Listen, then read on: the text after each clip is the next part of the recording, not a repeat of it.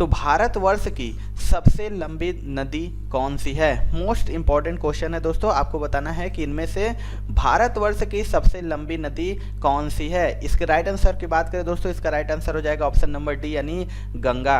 आपको बता दें दोस्तों कि अगर भारत में पूछे प्रवाहित होने वाली सबसे लंबी नदी कौन सी है तो वो ब्रह्मपुत्र है। कितना है तो 2900 किलोमीटर। किंतु अगर प्रश्न के हिसाब से देखेंगे तो भारतवर्ष की पूछा है सबसे लंबी नदी कौन है तो वह गंगा नदी है, और गंगा नदी लगभग 2525 किलोमीटर की यात्रा कर बंगाल की खाड़ी में गिरती है। अगला क्वेश्चन देख लेते हैं दोस्तों। हिमालय नदियों की मुख्य विशेषता है। आपको बताना है कि जो हिमालय नदियां हैं उनकी मुख्य विशेषता इनमें से क्या है। इसका आंसर हो जाएगा दोस्तों ऑप्शन नंबर बी यानी इनमें जल का प्रवाह 12मासी होता है। आपको बता दें दोस्तों कि भारतीय अपवाह प्रणाली 3 भागों में विभाजित है। कौन कौन सी? तो हिमालय नदियां हैं और प्रायद्वीपीय नदियां हैं और आंतरिक अपवाह क्षेत्र की नदियां। बात करें हिमालय नदियां की तो हिमालय क्षेत्र की जो अधिकांश नदियां हैं हिमनदों से निकलने के कारण 12मासी हैं, और जबकि प्रायद्वीपीय भारत की अधिकांश नदियां वर्षा पर आधारित है। अगला क्वेश्चन देखते हैं दोस्तों।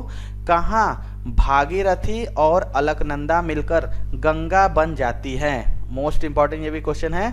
आपको बताना है कि किस स्थान पर भागीरथी और अलकनंदा नदी मिलकर गंगा नदी बन जाती है। इसका आंसर हो जाएगा दोस्तों ऑप्शन नंबर बी यानी देवप्रयाग में। आपको बता दें दोस्तों कि भागीरथी और अलकनंदा नदी का जो सम्मिलित नाम ही गंगा है, और ये दोनों नदियां उत्तराखंड के देवप्रयाग नामक स्थान पर मिलती हैं और यहीं से इनका सम्मिलित नाम गंगा हो जाता है। अगला क्वेश्चन देख लेते हैं दोस्तों।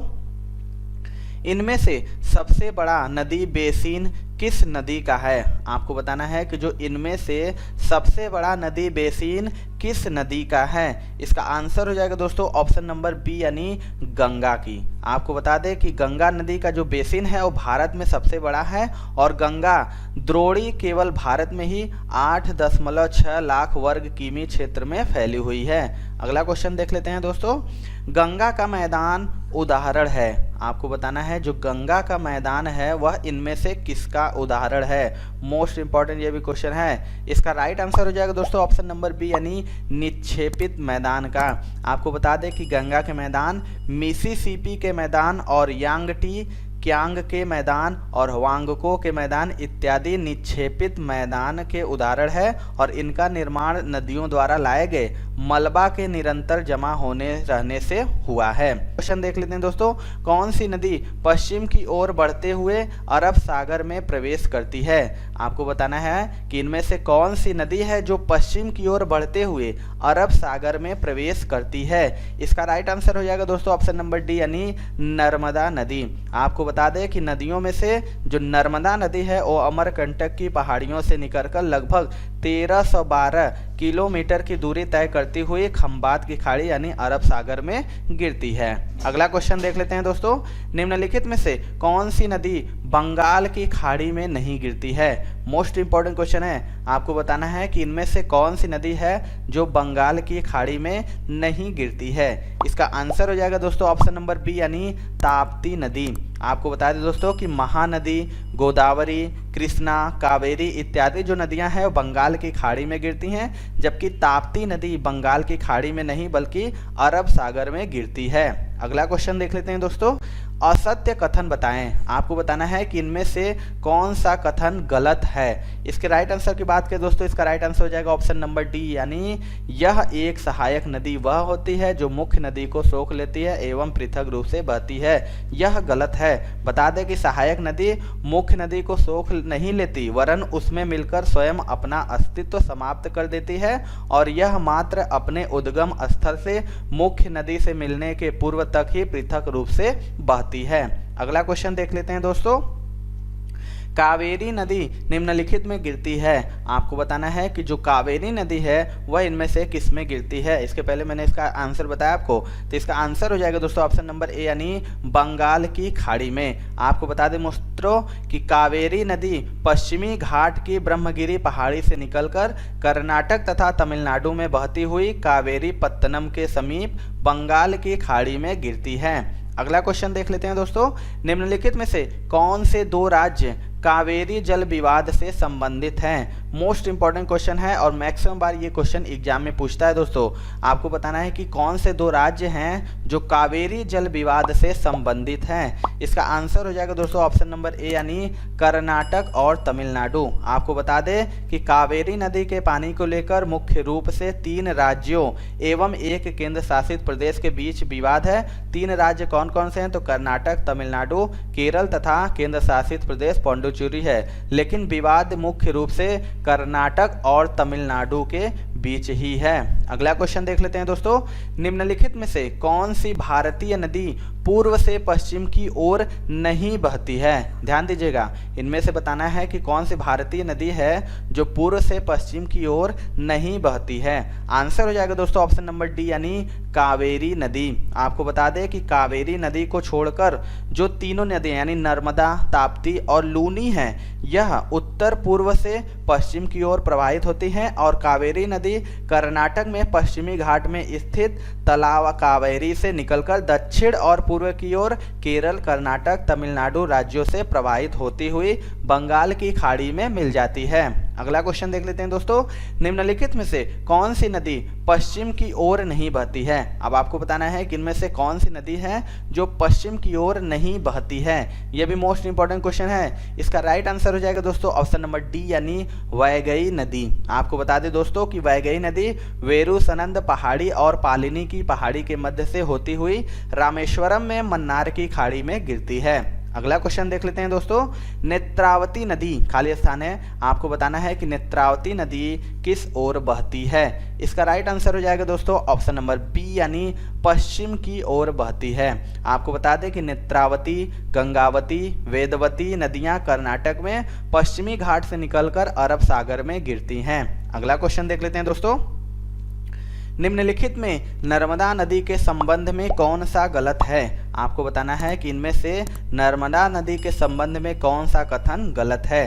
तो इसका राइट आंसर हो जाएगा दोस्तों ऑप्शन नंबर बी यानी इसके किनारे प्रसिद्ध महाकालेश्वर मंदिर है। तो आपको बता दें दोस्तों कि नर्मदा नदी के तथ्य हैं क्योंकि महाकालेश्वर मंदिर क्षिप्रा नदी के किनारे मध्य प्रदेश के उज्जैन जिले में अवस्थित है। और जो नर्मदा नदी के संबंध में है कि यह अमरकंटक के निकट से निकलती है, सही है। और यह मार्बल रॉक्स के समूह के बीच में से बहती है, ये भी सही है। और इस नदी पर प्रसिद्ध सरदार सरोवर बांध बनाया जा रहा है। ऑप्शन बी जो कि गलत हो जाएगा कि इसके किनारे प्रसिद्ध महाकालेश्वर मंदिर है। तो आपको बता दें कि महाकालेश्वर मंदिर क्षिप्रा नदी के किनारे मध्य प्रदेश के उज्जैन जिले में स्थित है। अगला क्वेश्चन देख लेते हैं दोस्तों।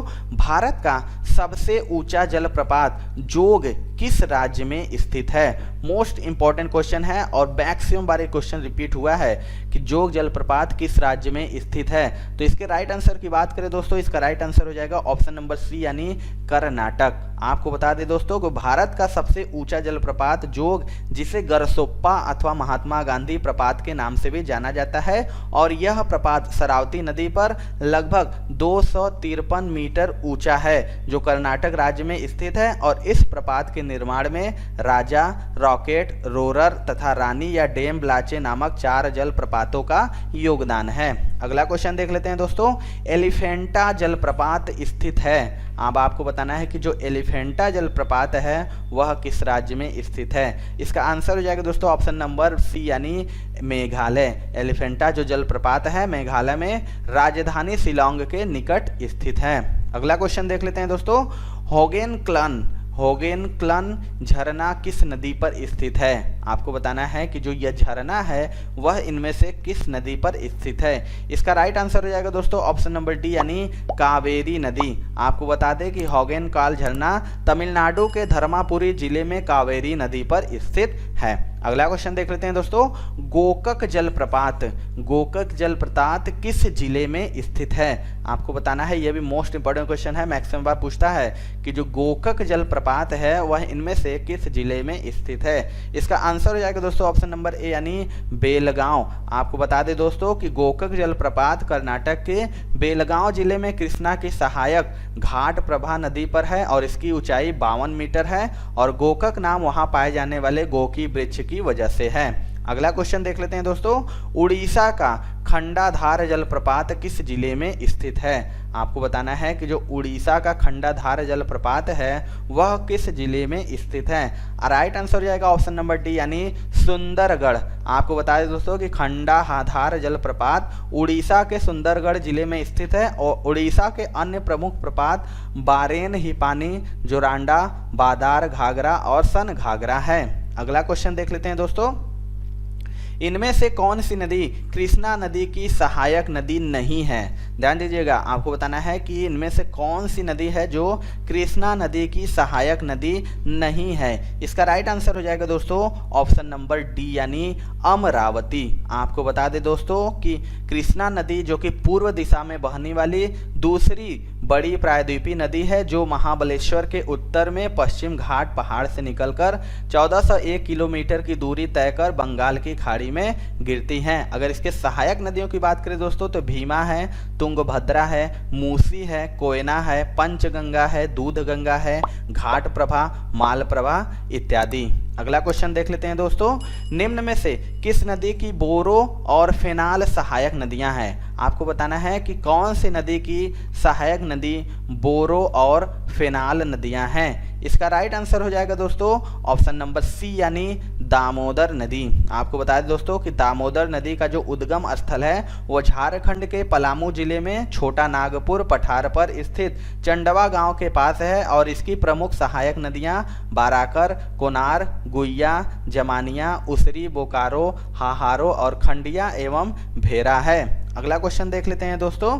निम्नलिखित में से गंगा की कौन सी सहायक नदी उत्तर की ओर बहती है? आपको बताना है कि जो इनमें से गंगा की कौन सी सहायक नदी है जो उत्तर की ओर बहती है। इसका आंसर हो जाएगा दोस्तों ऑप्शन नंबर सी यानी सोन नदी। आपको बता दें कि गंगा नदी का उद्गम केदारनाथ चोटी के उत्तर में स्थित गंगोत्री हिमनद से 3900 मीटर की ऊंचाई से होता है और गंगा नदी में उत्तर से दक्षिण मिलने वाली प्रमुख नदियां जो हैं वह उत्तर से मिलने वाली सॉरी नदियां गोमती हो गई, घाघरा हो गया, गंडक हो गया और कोसी हो गया। अगर दक्षिण से मिलने वाली सहायक नदियों की बात करें दोस्तों तो यमुना, चंबल, सोन इत्यादि हैं। अगला क्वेश्चन देख लेते हैं दोस्तों।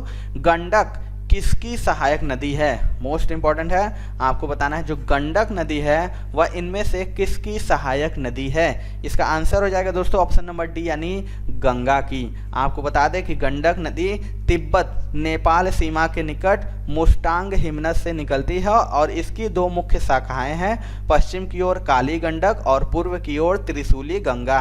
और पटना के निकट सोनपुर में यह गंगा में मिल जाती है और गंडक को नेपाल में शालिग्राम और मैदानी भाग में नारायणी के नाम से जाना जाता है। अगला क्वेश्चन देख लेते हैं दोस्तों। लूनी नदी किस में गिरती है? आपको बताना है कि जो लूनी नदी है वह इनमें से किस में गिरती है। इसका राइट आंसर हो जाएगा दोस्तों ऑप्शन नंबर सी यानी कच्छ का रण। आपको बता दें दोस्तों कि लूनी नदी अजमेर जिले के राजस्थान में स्थित नाग पहाड़ी यानी अरावली पर्वत से निकलकर 511 किलोमीटर की दूरी तय करके कच्छ के रण में गिरती है। अगला क्वेश्चन देख लेते हैं दोस्तों। निम्नलिखित में से कौन सी नदी अरब सागर में गिरती है? आपको बताना है इनमें से कौन सी नदी है जो अरब सागर में गिरती है। मोस्ट इंपॉर्टेंट क्वेश्चन है ये भी। इसका आंसर हो जाएगा दोस्तों ऑप्शन नंबर सी यानी माही नदी। आपको बता दें कि माही नदी विंध्याचल के पश्चिम भाग से 545 मीटर की ऊंचाई पर स्थित जयसमंद झील से निकलकर पश्चिम तथा दक्षिण पश्चिम की ओर प्रवाहित होते हुए खंबात की खाड़ी में गिर जाती है और यह भी पूर्व से पश्चिम की ओर बहती है। और तीनों नदियों की बात करें दोस्तों, गोदावरी, महानदी और कृष्णा की, तो यह बंगाल की खाड़ी में गिरती हैं। तो ये थी दोस्तों आज की वीडियो। आपकी वीडियो कैसा लगा कमेंट सेक्शन में जरूर बताइएगा। वीडियो पसंद आया होगा दोस्तों तो एक लाइक जरूर कर दीजिएगा। चैनल पर नए हैं तो चैनल को सब्सक्राइब करके बेल आइकन जरूर दबा लीजिएगा, जिससे हम कोई वीडियो डालेंगे दोस्तों उसका नोटिफिकेशन आपको मिलता रहेगा। तो मिलते हैं दोस्तों अपने अगली वीडियो में, तब तक के लिए जय हिंद, जय भारत।